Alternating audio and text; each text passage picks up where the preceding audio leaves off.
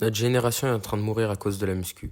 Rien qu'avec cette phrase, il y a 90% des gens qui me regardent qui sont partis. Et les autres, ils sont à deux doigts de s'énerver. Et à ceux qui sont restés, je vous dirais, calmez-vous. On est qu'au début de la vidéo. Évidemment, je vais critiquer la muscu, qui est un sport que t'aimes tant, mais il n'empêche que ce sera la vérité. La muscu, elle a vraiment une face cachée, et je vais te la montrer. Que tu sois pratiquant ou non, cette vidéo va te servir plus que tu ne le penses. On est en 2024, et à moins que tu sois un homme de Cro-Magnon, t'as sûrement remarqué que la muscu a explosé. Il y a plus d'un quart des jeunes en France qui en pratiquent régulièrement. Et sur les réseaux, j'ai pas besoin de t'expliquer, t'as dû voir le torrent d'influenceurs fitness qu'il y a. Mais donc c'est quoi le piège? Pour la plupart des gens qui en pratiquent, la muscu c'est arrivé dans leur vie quand ils en avaient le plus besoin. Certains c'était une rupture amoureuse, d'autres un manque de confiance en eux, et d'autres encore une raison encore différente. Perso, je me suis mis à la calisthénie. Et avant qu'on vienne m'expliquer je ne sais quoi, la calisthénie et les street workouts, c'est des dérivés de la muscu. Par contre, le point commun qu'on a tous en commençant, c'est que c'est dur. Parce que déjà, en général, t'es mauvais comme pas possible et qu'à côté de toi, il y a peu de gens comme toi et beaucoup de gens qui ressemblent à des bodybuilders. Donc en principe, on peut dire que la muscu, c'est le moment où les gens sont le plus sortis de leur zone de confort. Et ça en vaut la peine. Après quelques mois de pratique et de bonne diète, t'as déjà un bon physique, t'as plus confiance en toi, des meilleures relations avec les gens, etc. En principe, c'est bien, ça vous a fait step up. Donc il est où le problème? Bah le problème, c'est qu'il y a des gens dont la vie s'arrête là. Complètement. À partir de là, leur vie sera en pause jusqu'à leur mort. Et l'explication, elle est simple. Comme on l'a vu avant, la muscu, c'est compliqué. Mais ça ne reste pas longtemps. Au bout de quelques mois, t'as déjà des potes, tu connais tous les exos, t'as déjà un meilleur physique que la majorité des gens, et t'apprends confiance en toi. La vérité, c'est que là, t'as fini le jeu.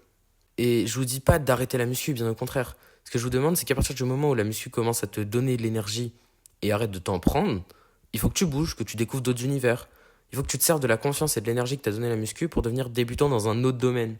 Et là, généralement, ça coince. La majorité des gens s'arrêtent avant ça, ils ont escaladé la montagne qui est la muscu, et au lieu d'aller en gravir une autre, ils regardent les autres gravir la montagne qu'ils ont eux-mêmes fini. Je connais des mecs qui sont dans ce cas-là, je suis sûr que toi aussi. En bref, c'est le moment de découvrir autre chose. Oui, le physique c'est bien, mais il y a d'autres voies d'amélioration dans la vie, qui demandent tout autant, voire plus de travail, l'argent, l'éloquence, les relations, etc. Il y en a tellement, donc tu te doutes bien que juste arrêter à j'ai un bon physique, ça va pas t'emmener très loin. Maintenant, comment on fait pour échapper à ça? La question que je veux te poser, c'est est-ce que un peu de confiance en toi et un bon physique, ça te suffit? Si oui, et c'est peut-être le cas, tu peux quitter la vidéo. Sinon, pour ceux qui sont restés, la première étape, c'est de commencer. Trouve la prochaine montagne que tu veux gravir et lance-toi. Parce que si tu as eu la confiance de démarrer en étant débutant en muscu, je suis sûr que tu auras la confiance de démarrer en tant que débutant dans un autre domaine. Donc si tu veux pas faire partie des gens qui s'arrêtent à la case muscu, tu vas la voir, tu lui serres la main, merci pour le taf, etc. Et tu te diriges vers la prochaine case. Alors c'est difficile à dire comme ça, mais il y a très peu de gens qui l'atteindront cette prochaine case. Ça demande une connaissance de soi que 90% des gens n'ont pas. Donc pour te remercier d'être resté jusque-là, je vais te la donner la solution. Il faut que tu trouves ton échelle de valeur. Ton échelle de valeur, c'est la hiérarchie inconsciente que tu fais entre ce que tu respectes et ce que tu respectes pas.